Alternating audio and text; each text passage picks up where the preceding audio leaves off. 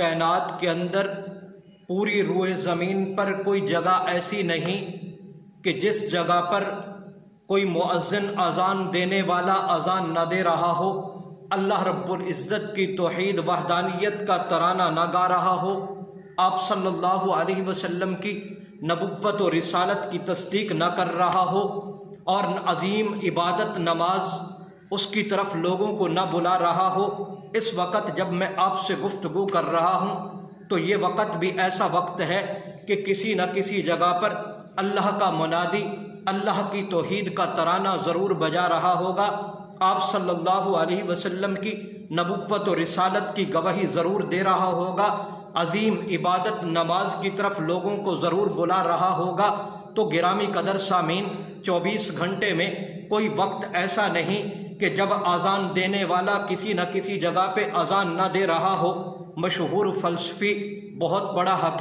حکیم بو علی سینا، اپنے زمانے کا حکمت اور علم کا شناور سمجھا جاتا تھا، انتہا درجے کا ذہین اور انتہا درجے کا یہ فطین۔ اللہ رب العزت نے اس کو انتہا درجے کا فہم اور ادراک عطا کیا تھا۔ اس کی ذہانت کا یہ عالم تھا کہ یہی حکیم بو علی سینا کے ایک شاگرد نے انہیں کہا تھا کہ استاد جی، اللہ رب العزت نے آپ کو جو علم حکمت عطا کی ہے، آج اگر آپ نبوت کا اعلان کر دیں تو ہزاروں نہیں لاکھوں کی تعداد میں لوگ آپ کی نبوت کی تصدیق کریں گے اور آپ کی نبوت پر ایمان لائیں گے۔ تو حکیم بو علی سینا نے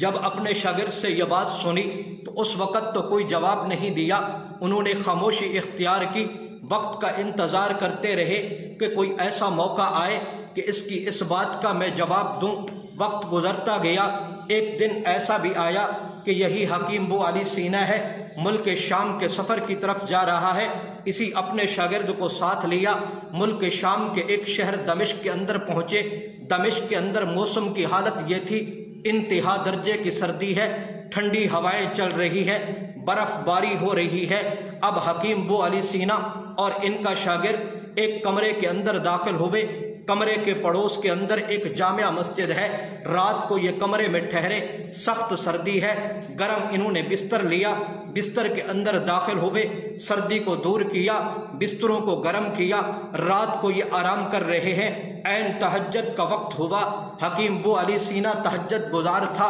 یہ اٹھا تہجد کے نوافل ادا کرنے کے لیے، تو سخت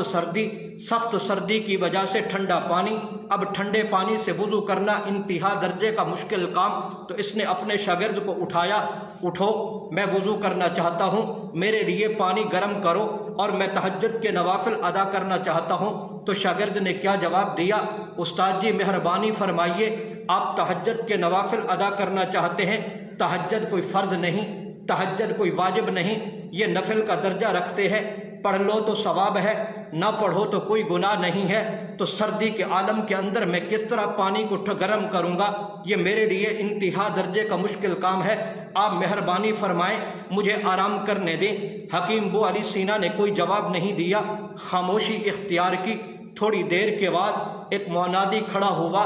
اذان دینے کے لیے، قریب والی مسجد کے مینار سے اللہ کی توحید کا اس نے نعرہ بلند کیا، آپ صلی اللہ علیہ وسلم کی نبوت و رسالت کی تصدیق کا اس نے اعلان کیا، نمازیوں کو نماز کی طرف بلایا اور اعلان کر دیا الصلاۃ خیر من النوم، نماز نیند سے بہتر ہے، اپنے گرم بستروں کو چھوڑو، وضو کرو اور اللہ کی عبادت کرو۔ اب آذان دینے والے نے جب آذان مکمل کی تو حکیم بو علی سینا نے اپنے شاگرد کو اٹھا کر کہنے لگا، تو مجھے ذرا یہ بتا، کچھ عرصہ پہلے تو نے مجھے ایک بات کی تھی، آج وہ تجھے بات یاد ہے؟ نہیں استاد جی مجھے وہ بات یاد نہیں۔ حکیم بو علی سینا نے کہا کہ تو نے مجھے کہا تھا کہ استاد جی نبوت کا اعلان کرو، ہزاروں نہیں لاکھوں لوگ آپ کی نبوت کی تصدیق کریں گے اور آپ کی نبوت پر ایمان لائیں گے۔ میں تجھ سے پوچھنا چاہتا ہوں، اگر میں نبوت کا اعلان کرتا تو میری نبوت کی سب سے پہلی تصدیق کرنے والا کون ہوتا؟ تو ہوتا، اور نبوت کی تصدیق کرنے والا جب تو سب سے پہلے ہوتا تو تیری حالت اور کیفیت تو یہ ہے کہ میں نے تہجد کے نوافل پڑھنے کے لیے میں نے تجھے اٹھایا اور میں نے کہا کہ مجھے سخت سردی بھی لگی ہے، پانی بھی ٹھنڈا ہے، اس پانی کو گرم کیجئے اور گرم کر کے مجھے دیجئے، میں وضو کر کے تہجد کے نوافل ادا کرنا چاہتا ہوں۔ تو تو نے آگے سے کیا جواب دیا؟ کہا استاد جی تہجد کوئی فرض نہیں، کوئی واجب نہیں، نفل کا درجہ رکھتے ہیں، پڑھ لوگے تو ثواب ہے، نہیں پڑھو گے تو کوئی گناہ نہیں۔ میں ذرا تجھ سے پوچھنا چاہتا ہوں، آپ صلی اللہ علیہ وسلم نے نبوت کا اعلان کیا تھا، تو آپ صلی اللہ علیہ وسلم کی نبوت کے اعلان پر سب سے پہلے حضور علیہ الصلوۃ والسلام کی نبوت کی تصدیق کرنے والا کون تھا؟ شاگرد نے جواب دیا استاد جی آپ صلی اللہ علیہ وسلم کی نبوت کی سب سے پہلی تصدیق کرنے والا ابو بکر تھا۔ استاد نے کہا اچھا میں تجھ سے پوچھنا چاہتا ہوں، جب ابو بکر نے آپ صلی اللہ علیہ وسلم کی نبوت کی تصدیق کی تو کس طرح کی؟ شاگرد نے کہا اے استاد جی جب آپ علیہ الصلوۃ والسلام نے اعلان نبوت کیا تو ابو بکر آپ صلی اللہ علیہ وسلم کے سب سے آگے تھے۔ آپ علیہ الصلوۃ والسلام کے قریب دشمن آئے تو حضرت ابو بکر صدیق رضی اللہ تعالیٰ عنہ آپ صلی اللہ علیہ وسلم کے اوپر لیٹ گئے، دشمنوں کو حضور علیہ الصلوۃ والسلام کے قریب نہیں آنے دیا۔ استاد ابو علی سینا نے پوچھا اچھا ذرا یہ بتا آپ صلی اللہ علیہ وسلم نے جب مکہ سے مدینہ منورہ کی طرف ہجرت کی 6000 فٹ کی بلندی پر جب سفر کیا تو آپ صلی اللہ علیہ وسلم کے کندھے پر ابو بکر سوار ہوا یا آپ صلی اللہ علیہ وسلم ابو بکر کے کندھے پر سوار ہوئے؟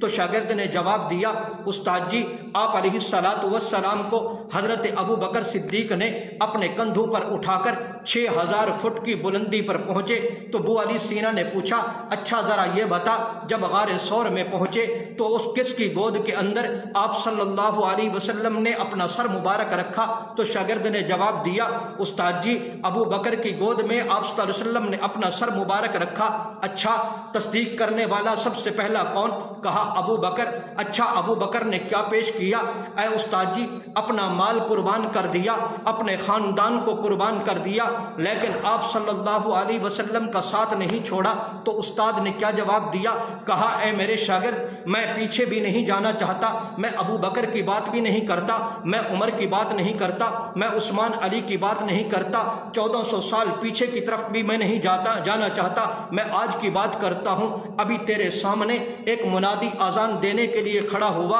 اللہ کی وحدانیت کا اس نے اعلان کیا، آپ صلی اللہ علیہ وسلم کی نبوت و رسالت کی